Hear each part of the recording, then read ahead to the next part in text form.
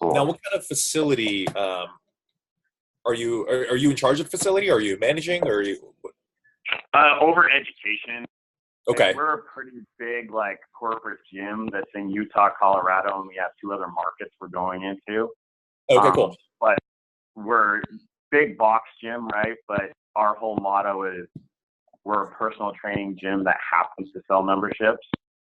And we even have like dedicated training space that's like a big cage that's just for our clients, and turf that is just like kind of a mix between clients and so forth. But we have so much of it, it's a little bit of both. Yeah. But we still got like surrounded with us, the machine equipment and cardio equipment. It's surrounded us, but Yeah. that's for our clients only. That's kind of where we're coming from. Cool. Cool. Trying to see if I can maximize your screen, but Why? just so I'm not like that's staring directly. I'll kind of Yeah, start you okay. guys off when you're ready. It's just Okay. basically introducing. I'll kind of just start you guys off when you're ready with everything, is just to introduce yourself, because I'm sure not everyone knows you on the call. Like a lot of us follow you. Your social media page, is like amazing. And so it's easy knowledge, right? It's like kind of like Dan John. You just like boil it down and go like, hey, here's some hard stuff, but I'm gonna show you in 30 seconds, and Yeah. you're gonna understand. Yeah.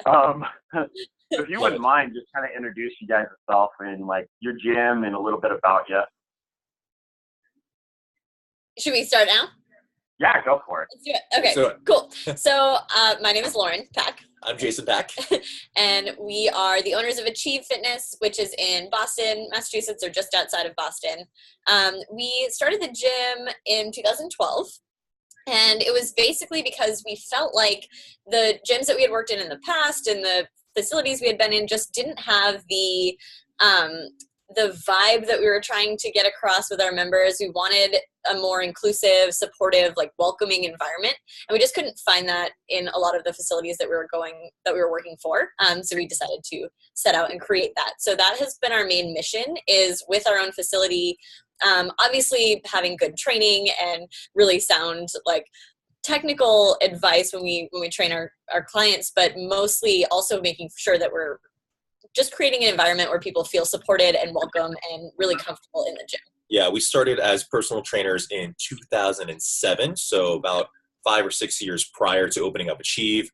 So we were personal trainers at one of those big box commercial gyms, and we're also personal trainers at those private training studios that you often hear about. And our styles didn't change, but what we realized was that the critical factor for people's success and for them to actually get the results that they were looking for was consistency. And the thing about consistency is that people need to feel welcome. They need to feel like they belong in that facility in order for them to continue to keep coming back. And so that was our big focus. Like, how can we make it so that we can create an environment where people feel like they actually belong? And that's going to make it so that they're going to be consistent, which is then in turn going to lead to long-term sustainable results. Oh, that's awesome. And I've kind of heard some of you guys' story, like listening on the podcast and stuff. And I don't want to suck up all our time doing that, but can you kind of like go into, I mean, that's a process, right? Going from like a personal training facility or a big box gym and go, I'm going to open my own place. Yeah. And I know you guys had a little battle with a few things, but overall it ended up being a great thing. But just going into that, like, what was the process? Like, how hard was that? Like, what are some of the roads that bumps you had to come over? Yeah. So over the course of 2007 all the way to 2012, we were a big focus of ours was continuing education. So going to FMS, going to Perform Better summits, going to Strong First, like all these different events, and you notice that within like our like little subculture of strength and conditioning, there are a lot of speakers that are kind of like on the same sort of circuit. And so we happened to stumble upon Alan and Rachel Cosgrove, who were consistent speakers at all these different workshops and events that we were at. They switched their focus from coaching to actually business coaching for fitness, for personal trainers, basically. Yeah. And so we kept seeing them over and over again. And initially we're like, we're never going to run a gym. We're never going to open up our own spot. So we kind of like dismissed it. But then over time, we got a little bit intrigued, and we kind of sat in on one of them, and then sat in on the next Perform Better circuit. And then over time, we were like, wow, they really know what they're doing. They're really doing something special with the industry. And so we knew that as soon as we wanted to open up our own facility, which we ended up doing, just because of some previous reasons with our, the old facility that we were at, we knew that we needed to hire someone, because when they were presenting the information, we were like, we have no idea what we're getting ourselves into with this whole business side of things. So we knew we had to hire someone right off the bat. So that's part of what's made it so not seamless and easy, but at least a little bit more streamlined, a little bit more like belief in ourselves, because we have people in our corner basically to support us. Yeah, the best decision that we made was doing that before we opened the facility. We know that a lot of people go to them once they've already opened their facility, and then they go to them for help. Like, how do I make these changes? I'm struggling. And instead we were like, let's go join their mastermind before we even have a business. It's a business mastermind. Yeah. But we figured like we would hire a coach. It's like when people talk about, you guys probably get this with clients who will be like, I'll start coming to the gym after I lose some weight. And you're like, Yeah. wait, what? That doesn't make any sense. Like it's the same thing. If you start a business and then go hire a coach, it's like, no, let's hire a coach first. And then we actually were able to take all these steps that made it much more seamless in opening up a facility. Yeah. So it was a big decision, and it was a big financial undertaking. So it was kind of like a go big or go home scenario. Yeah. But we definitely believed in them, and we believe that we had the right sort of direction with where we wanted to go, and we just needed just that extra little bit of support to get to where we are today. And luckily it all panned out. Nothing crazy happened. So, yeah. No, that's awesome. Like, yeah, I kind of read up on that. Like, we know a guy, do you know Ben, what's his last name? Google? From Epic Fitness. Yeah, we love Ben. And so, like, I know he's in that same mastermind group with you guys, right? Results Fitness, isn't that what it's called? Exactly. Yep. Yeah. Ben's a great guy. Fantastic guy. Yeah, he's awesome, and he's the same kind of a concept too. Every time I look at all his stuff, it's like culture, culture, culture. You walk into the gym and everybody's yelling at you, "Hi!" You know? So I even read up, like, you guys, Men's Fitness even rated you guys as one of the top gyms in America, didn't they? Yeah, that was a couple years ago. That was based largely in part due to our Yelp presence in our area. We have found that I would say 80 to 85% of people that walk in through our doors mainly hear about us through Yelp, actually.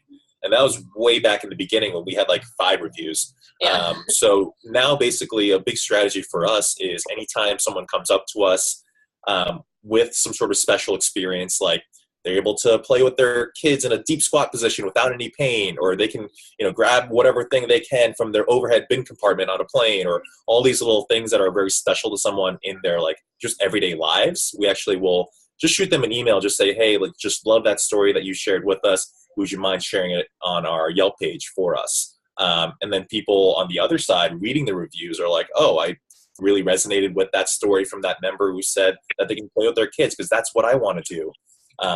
And so, yeah, we just try to perpetuate those Yelp reviews as much as possible. Men's Fitness happened to pick up on that and threw us on there. So, yeah.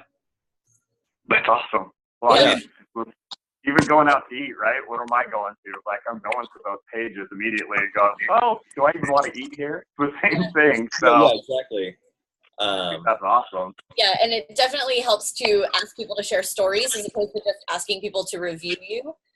So if that's something that you're interested in, like getting some more reviews, instead of just being like, hey, would you write me a review on this site? Be like, hey, would you share that specific story like Jason was saying?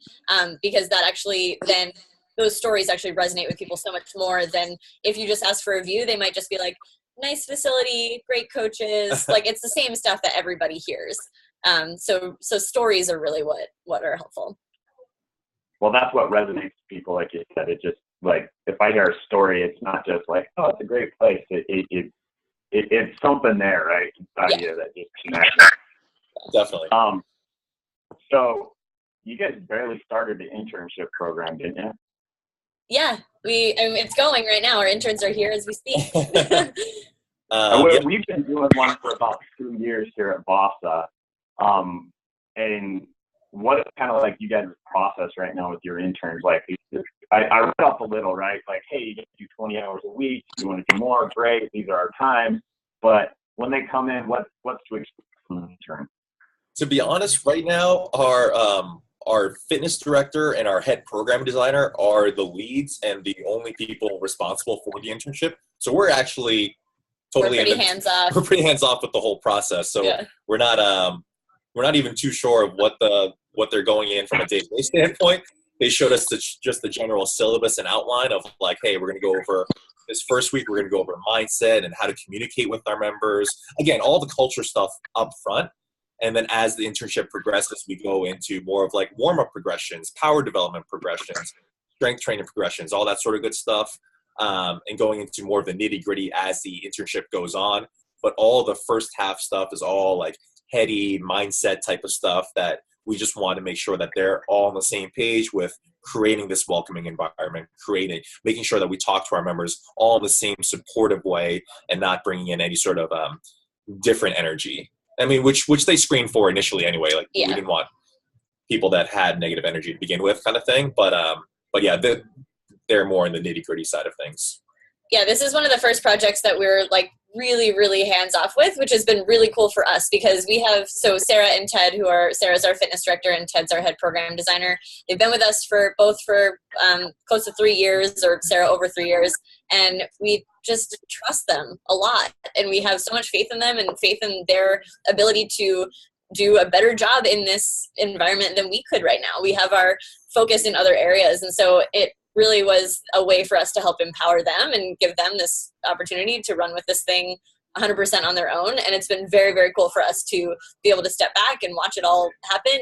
And they've been doing an amazing job. So. Yeah. I mean, so we've been coaches for 11 years now. And it's a big part of our kind of like advantage and the way we do things like is built from experience. But there's also something to be said about having fresh eyes and having a more fresher approach and seeing things where they come from. So, we see things all the time where they're like, oh, they do it a certain way. And it's like much better than we would have ever created ourselves. And it's just because they have a fresh perspective, a different perspective. So, it just yields well because we're all still aligned in terms of creating the overall vision of creating a more welcoming, supportive environment for Achieve, and everything else underneath it will just fall into place naturally. That's what we always say. Like, we actually had Boyle on not too long ago, and he's like talked about the give a shit meter.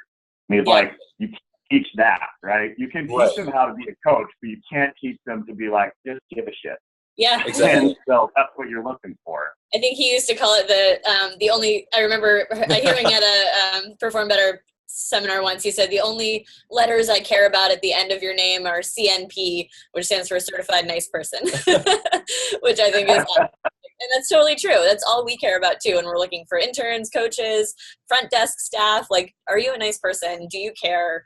That's so much more important. We can teach you the training protocols that we want, you to follow, but can you just be a good person? Yeah. I mean, our interview process for our coaches is just literally nothing training based. We don't even want to know what their background is in training. We just want to know and understand if they're kind, are they empathetic, are they positive and supportive just naturally. And all of our questions are just based on core values. And if we align with core values, then we know all the other stuff we can either teach or at least sort of come to a mutual conclusion with. But all the higher level stuff is what has to be in place first.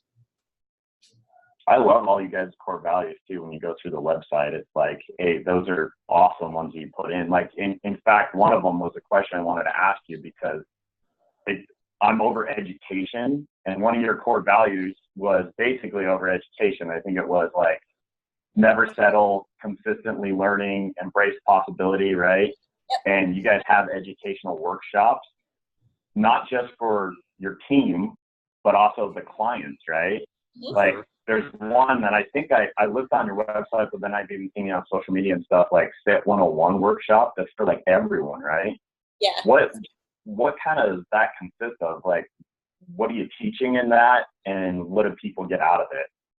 So we just ran our first one. It was a couple weekends ago, so it's still fresh in our minds. So we can definitely share with you what we did there. So we kind of broke that down into different topics within a fitness journey that we think are important. So we actually led off with mindset. And Sarah did a presentation on like mindset 101 and talked about like, making sure that you're not doing a lot of negative self-talk and why this is actually important and how your mindset actually contributes to your overall health.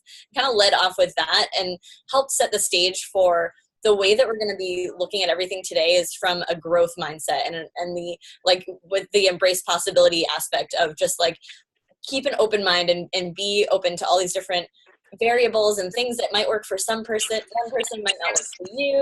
Just kind of like overall setting the stage that one of the things we talked about in the beginning actually was that there's a lot of coaches out there who talk about misinformation. Like there's all this misinformation out there. And we kind of flipped the script on that a little bit and talked about misplaced information and how most of the information that's out there came from somewhere good. Like if you were a bodybuilder and you followed a bodybuilding program and it worked for you, it's because that bodybuilding program worked for the schedule that you had. You had 7 days a week to lift, 3 hours a day to lift. But most people don't have that opportunity to go 7 days a week except for 2 hours a day. So they try to do what a bodybuilder does in 2 days a week, and then it doesn't work. And we call that misinformation, but it's really not. It's just not for you. And so we talked about how to redirect like this information, taking the information for what it is, and then putting it into your setting and making it work for your particular situation. Yeah, so we just presented them with all the options and all the information and say, like, hey, if this is your goal, like if your goal is actually aesthetics and it's you want to look a certain way, then okay, we can work out 4 to 6 times a week. We can do body part isolated training, and we want you to eat a very specific way. However, if you look under the hood, which is why we go over mindset first, most people's why isn't really just to look better. There's an underlying element beyond it that usually points to just general health, general vitality, right? And so when that becomes the case, then we'd be like, hey, maybe you should work out 2 to 3 times a week and follow more of a total body approach, be much more sensible, because the aesthetics isn't what's driving you. It's more of just the general health benefits that's actually driving you. But we just laid out the information. It's not like we're saying that isolated muscle training 7 times a week is bad, nor is 2 to 3 times a week just superior. Like everything has a time and its place, and it's up to you to figure out what your goals, what your priorities are, and then figure out what approach you should take based on that, rather than someone on Instagram telling you that you should do it one way or the other. Yeah, so when we went into the nutrition portion, I broke down like macros, like if you want to count your macros, like here's how to do it, but also here's what it takes, like the like structure that it takes, and it kind of takes a lot out of you, and it could be stressful for some people, but here it is if you're a data-oriented person who just really likes to know the numbers. Also, here's mindful eating, and here's how to go about eating in a way that you don't have to measure your food, that you don't have to think about calories. And so I broke down both options and just said, like, you choose. Like, what kind of person are you? Like, what do you want out of nutrition? What are you hoping to get? And then pick whichever route makes the most sense for you, as opposed to just being like, me personally, I don't like counting macros. I don't like counting calories. But if I just went up there and said that stuff is stupid, I'd lose half the audience, right? Because half the people up there are like, no, that's actually like works for me. And so instead, let's present all the information that we know to be the best information in these different formats, and then let other people choose what actually makes sense for them. Yeah, and a lot of this is just based on like just our experiences. So like when we first learned about precision nutrition and their habit-based process, like we would have everyone go through that. We're like, oh, this makes so much more sense. Like this is what people need to do. And we only prescribe habit-based stuff. And then some people will come up to us and be like, hey, like I actually feel really good doing Weight Watchers. And it's like, who are we to say that Weight Watchers is bad? As long as they can sustain that approach and it fits for their lifestyle, and like that's kudos to them. They found what works for them. And as soon as they feel like that's unsustainable, then we can provide a different option. But it's just all this like negativity towards approaches that aren't in your significant wheelhouse, but is like a detriment overall to the fitness industry. I love that. You guys aren't trying to fit everyone in the same box, right? It's basically, hey, let's give you all these different options because everything has its place, but then let's figure out what works for you. Exactly. Yeah. So like, probably 80% of people, like we have a very like generalized approach that we know works because we've had 11 years of experience developing this approach, which is like long-term sustainable stuff. But there's 20% that like that all goes out the window, and we have to work with them and work within situations. So yeah, just being adaptable and malleable as possible. And Lane's on this call too, and he's gonna ask you guys a question. You might be on mute, Lane, if you want to unmute. So. I think I'm off mute. Hey guys, I'm Lane. I'm one of the master trainers with Vasa. It's great to be on the call with you guys today, and Awesome. love the stuff that you guys are doing. You know, and just like what Nick was saying, I love how, you know, with what you just described, you're essentially helping the clients be, you know, part of the process with you. You know, so it's more of a dialogue and not just like a me tell you everything. And I think that's awesome and important. One of the other questions I had for you guys is, you know, what specific things do you go about, like, how do you go about with the way, and it's obvious that you guys are successful with this, but what do you do to like build community on purpose? Yeah, that's a great question. So a couple like pretty solid things that we always do. One is we have social events every month. That's like mandatory that we make sure that's on the calendar a couple months in advance. And it doesn't have to be anything crazy, but it's always just an option for our members to get together outside of the gym. We don't think it's just the social event that actually makes a big difference, but it's meeting people and then having something to talk about when they get back to the gym. So for instance, we've done like laser tag, and we had like 35 people come out to laser tag, and when you're like standing guarding your like laser behind you with some person that you've just met, you obviously make this connection, and then you're like, oh, hey, what time like do you go to the gym, and will I see you there? And you start to forge these connections where then you show up at the gym and you have stuff to talk about outside of just like, oh, the weather's nice today. Like, oh, remember when we were like running around playing laser tag like kids? And so it just creates these opportunities for people to make more meaningful connections.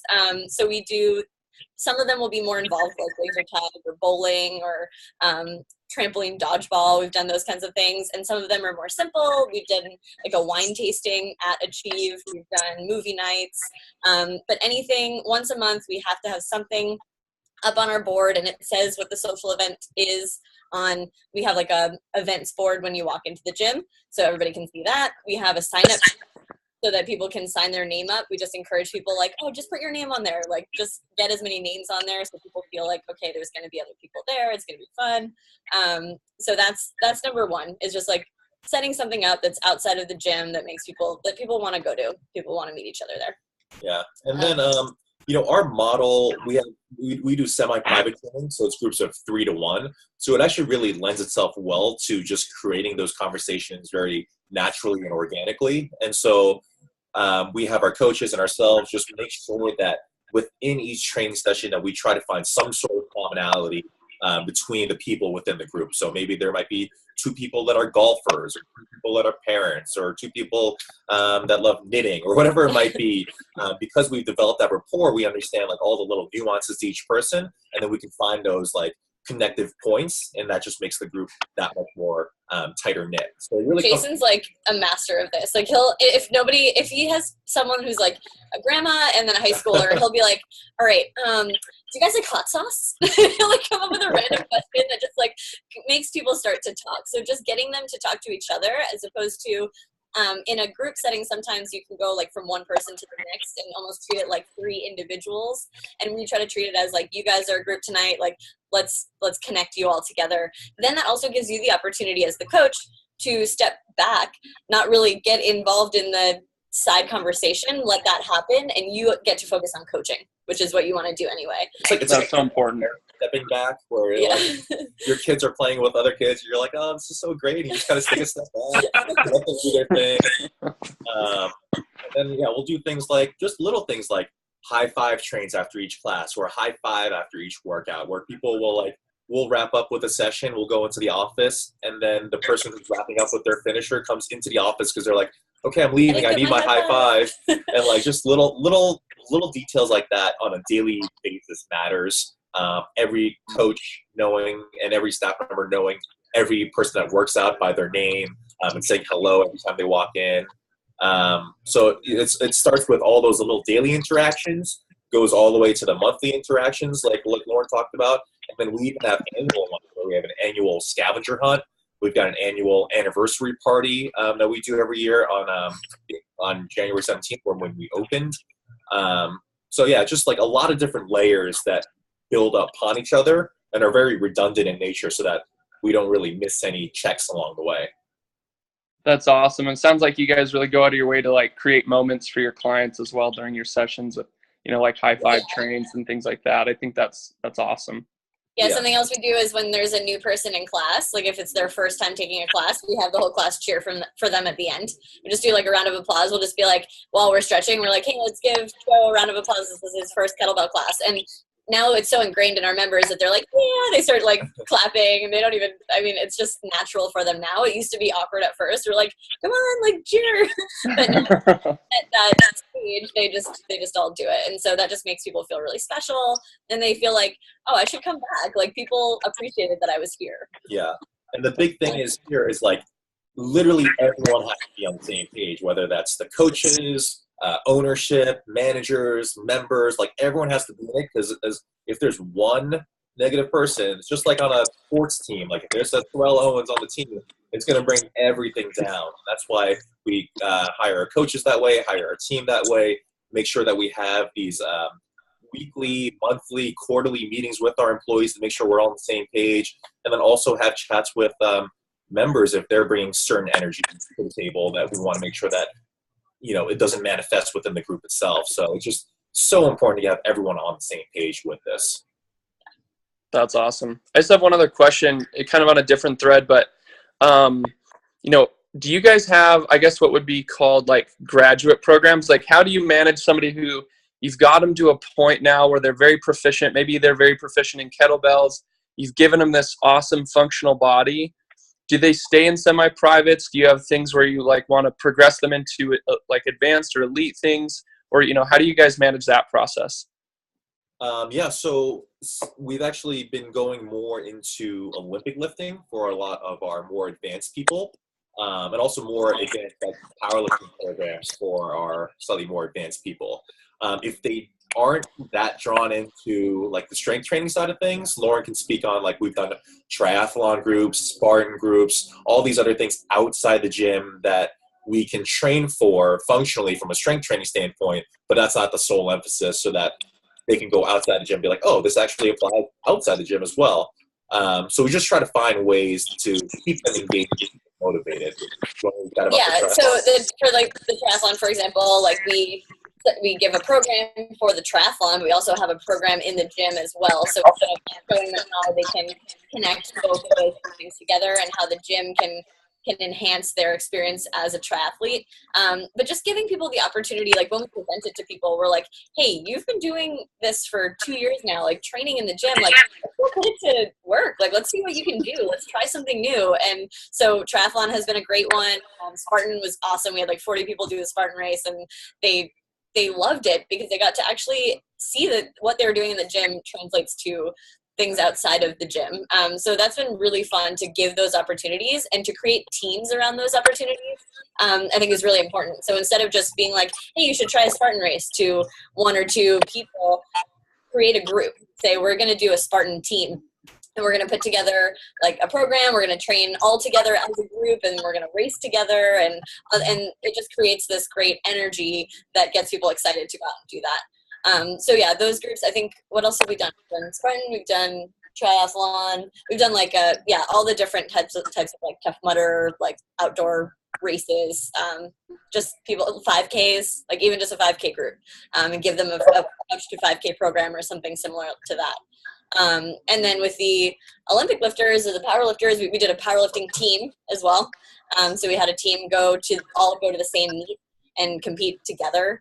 And so all the time that we do these activities for our more advanced people, we still try to keep the groups. A lot of people think that when somebody becomes elite, they need to be like one-on-one. We have a lot of people ask like, oh, would you ever go to one-on-one with someone who needs a little bit more like coaching? Like we had somebody who just competed at the Arnold Classic for Olympic lifting in the Masters division. But he still trains in groups because groups, we think training in a group is better.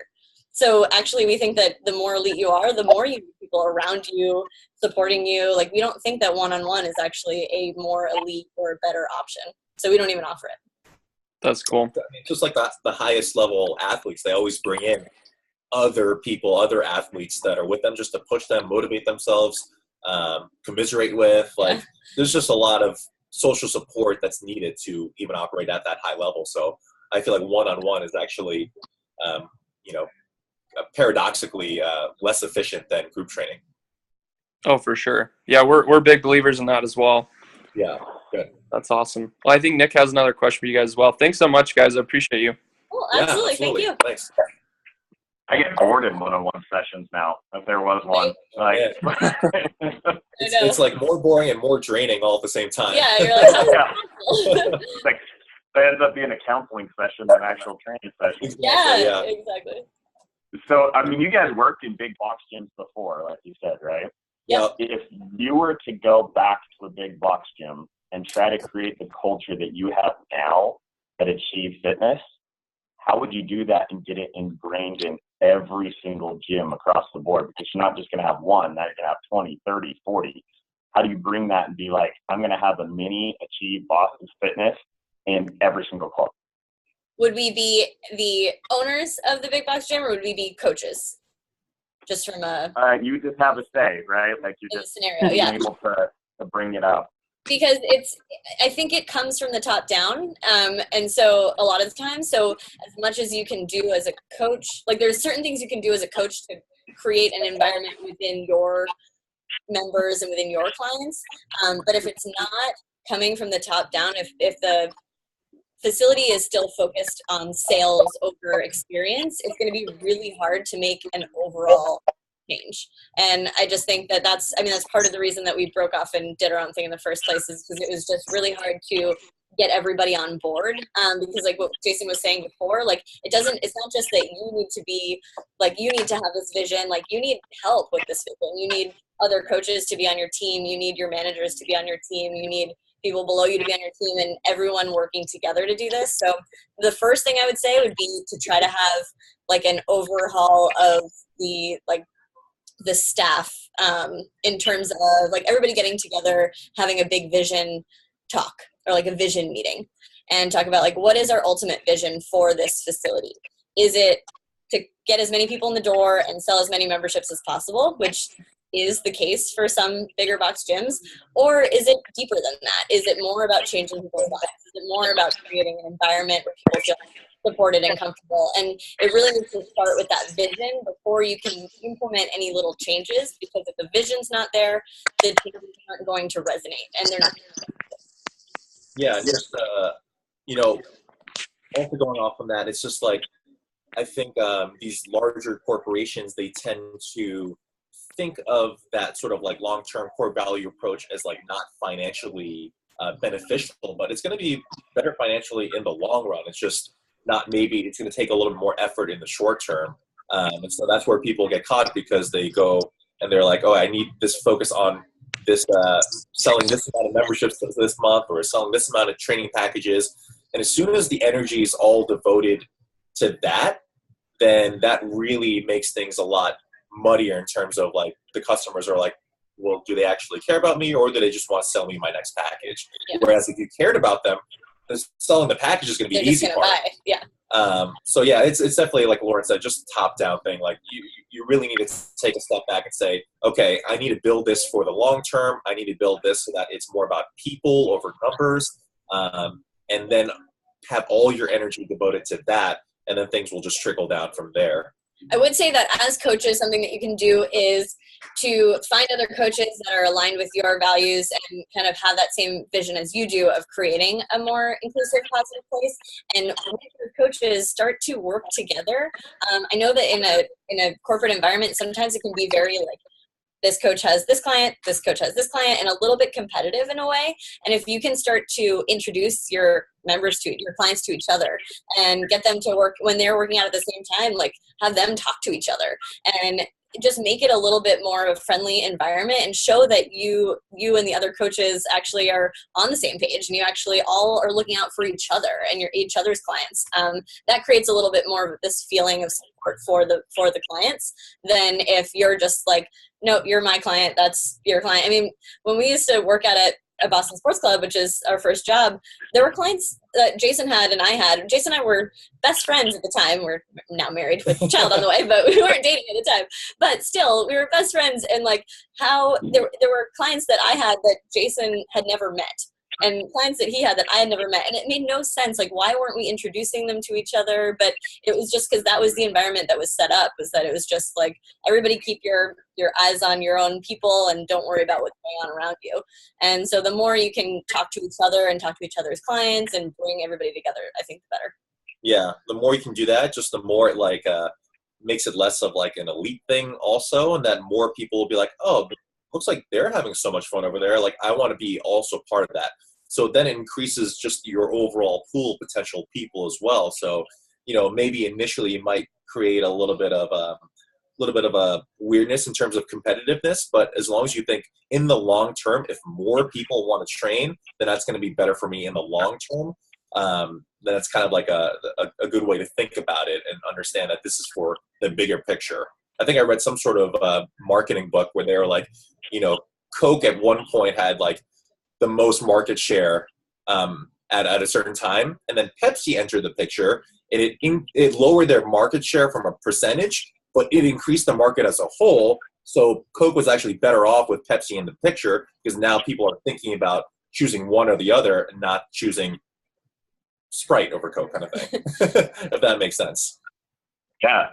No, I think that's awesome. Like, that's basically the clubs that we do have doing that. So the coaches that'll like, hey, I'm going on vacation or I'm sick, and somebody replaces them, right? Instead of just, I got to cancel my clients and reschedule them. They're just like, hey, you know, like Jason's training you today instead of me. Okay, awesome. And then it naturally creates a culture. It doesn't happen all the time. I'm not saying that at our clubs, but I have seen that when that happens. It's like you guys talked about, like the culture just happens itself. Because the person takes that as, oh, you're caring about me, as opposed to you're caring about you and and me staying with you. The client feels like, oh wow, you're really taking care of me by having this other coach that you trust coach me. Like, they're gonna then trust you more as a coach. Where a lot of people get nervous, like, oh, if I give my client to Jason, like, what if they like Jason better? Will they go over to him? And that fear is usually unfounded. Like, that fear is usually just your own insecurities, but really the person who's receiving that care, that level of care from you, that you say, hey, this is a trainer that I trust, you can go work with him while I'm on vacation, they're going to be like, wow, I really respect you for doing that. So it usually works the other way than people actually think it's going to work out. Yeah, I mean, especially because we all know that like fitness is such like a habitual thing that one little thing could totally derail someone's fitness journey if they're early on into it. And so if you go away, or if they go away, or whatever might happen, in the long run, if that slows them down in terms of getting more packages and training more often, like, you want to make that as seamless as possible. So you might as well have say, hey, you know, I want Lane to jump in here this week because I'm going to be away, and I want you to continue on with your process. Just makes more sense when you take a step back. Well, thanks for everything, guys. I don't want to take up all your time. I said 30 minutes, and I think we're on 30 minutes now. Any closing questions? So I appreciate everything. The only other thing I had, I mean, like, I could go on forever and ever, and I'm sure Lane's got more questions too, is what is it like when you walk through the door for the first time as a client to your gym? What do you guys do, like, as an onboarding process? What is the whole, because I mean, obviously you have a culture thing. You guys have awesome programming. Like, what's the process when they step through the door? Yeah, so we do what we call a strategy session, which is basically, it's complimentary. We don't have people pay for an initial assessment because we think this is our chance to give them like insight into what we do. And we treat the strategy session as a way to get to know the person and for them to understand the experience that they're going to have. And that is very different from what we used to do. What we used to do when we were newer trainers was have somebody come in, health history form, and then FMS, and then spend a half hour talking to them about their FMS and about how we can fix them. And that's what a lot of assessments are right now. And there's nothing wrong with that, except what we find was that didn't give people an understanding of what experience they were actually going to have when they walked in the doors. And that's really what they're going into the gym to look for. They're not going in to see, like, can you make my shoulder mobility 2 inches better? They don't even know that matters at this point. And so what we wanted to do instead was say, like, okay, we're still going to do a physical assessment. We still do an FMS screen, or kind of a variation of it. The first thing they do when they come in is we ask them if we can buy them a water. We have them sit down on this couch, like it's in the gym, just kind of like looking out into the whole facility so they can see everything that's going on, as opposed to bringing them into like an office or something like that. So they're out on the floor, and we just start talking to them about their lives. We're like, hey, like, what do you do for work? What are how many hours a night do you sleep? Like, getting to just questions to get to know them. Health history, obviously, injury history, but more of the questions are geared toward, like, what can we do for you? Like, how can we actually make this a good experience for you? We go over their goals, and then after we do the movement screen, we show them how to foam roll. And during that time, we're just explaining, or we're just asking them more questions. So a lot of this whole process is just asking questions and letting them tell us basically how we can help them. The more that you talk at them, the less you're going to know what program will work best for them, or even like how to quote unquote sell them at the end. So instead, let them basically tell you what they need. And then when we come back around, we'll give them a tour, put them down, show them our training options. And we'll just say, based on what you told me, like, I know that for you, consistency has been really hard. It seems like the other facilities that you've joined in the past, you go for the first couple of weeks, and then it's really hard for you to stay on track. So we have this custom membership where you get a coaching session built into your membership every week. It keeps you consistent. You're meeting with a coach consistently. You'll feel that you'll feel like you're supported. We really think that this would be the right membership for you. So we bring it back to the conversations that we had throughout this whole strategy session and say, this is where we think we could help you the most. And then we just let them go from there. And usually they're like, yeah, I mean, that's what I said to you, right? Like, yeah, that is what I told you. That is what I need. And so it becomes basically you just repeating back to them after you've listened and really showed that you cared. This is what you told me. This is what we have set in place to actually basically solve that issue that you're having, and let's do it. Yeah, going back to like the technical side of things, like I used to be very into corrective exercise and all that sort of like nitty gritty stuff. And, you know, I would take them through the exact strict FMS, and I would go through Thomas tests and check out their shoulder internal rotation and go through Craig's test, all these different tests, and be like, okay, at the end, I can't wait to impress them with my knowledge and be like, okay, your shoulder internal rotation is a little bit imbalanced on this side, so we need to correct this and correct that and fix this. And then by that point, they're like, wow, there's a lot wrong with me, and I don't even belong here, kind of thing. And it's actually funny to me. Why we were slightly late was because I had an assessment that ran a little bit later, and one of the interns saw the assessment, and she said, hey, how come you didn't do an overhead squat there? You did a bodyweight squat with a reach. And I was like, oh, good observation. Basically, you make a game time decision and say, okay, what's going to be the test that gives me the most amount of information but still leaves the person feeling successful? And so at that time, I knew that an overhead squat would be a little bit too much. Maybe they wouldn't hit quite depth, or maybe they would be knocked off balance. So I said, hey, let's just do a bodyweight squat with the reach. That's going to give me the majority of the information I need while still making sure that they understand that they belong here and are successful within that movement pattern. Instead of making them like cut down, like you said, with, hey, here's your shoulder mobility, you suck. They're like, great, I need to get in shape again before I come to this gym, like we just talked about. Or even like the hurdle step test or the inline lunge, like we got rid of those, not even quickly. Like it took us a real long time to figure out that people keep falling off the inline lunge, or they keep knocking over the kit. And it's just like, it makes this like loud noise. They feel super embarrassed. They start looking around like, did anybody see me? And our members would be awesome. They would be like, oh, I knocked that over too. And like, they'd try to make us feel better. But we were like, this isn't necessary. Like, this is so unnecessary because we can assess somebody's lunge when they start lunging. Like, it's fine to do that later on. And a lot of our programming is going to take care of so much of this stuff anyway, because we know that most people have shoulder mobility asymmetries. We know that most people can't deep squat. Like, we know these things, so we already have systems in place to take care of a lot of that stuff, so that the assessment can really be more about getting to know the person and showing them that we care about them and that we care about what their goals are, and that we can help them. Love that. Every movement is a screen. Every movement is a screen. Yeah, every workout is just an organic assessment. Like, it never stops. And that FMS happens to be just one very small snapshot of what that day looks like for them. They could be, that test could be totally different the next day. So it's just, we used to put too much stock into it. Yeah, I mean, we kind of do that. We have every movement at the screen, just do like ASLR and shoulder mobility. And then, like you said, it depends on internal and external stressors each day. You might have like one day it looks great, and then the next day you're like, whoa, what happened? Yeah. And you got to retest anyway, like during the warm up, and just kind of like, okay, this is where we're at now. No, I love that. That's basically, you're thinking more of, tell me what you need from this. Exactly. And how can I help you? Well, and I like that you're basically onboarding. You guys are very focused on the experience, and I think that's is so crucial to your success, and I think that's awesome. Yeah, I mean, before we even sit them down, like, there probably have been said hello to with the big smile by our front desk person, by a coach that's on the floor.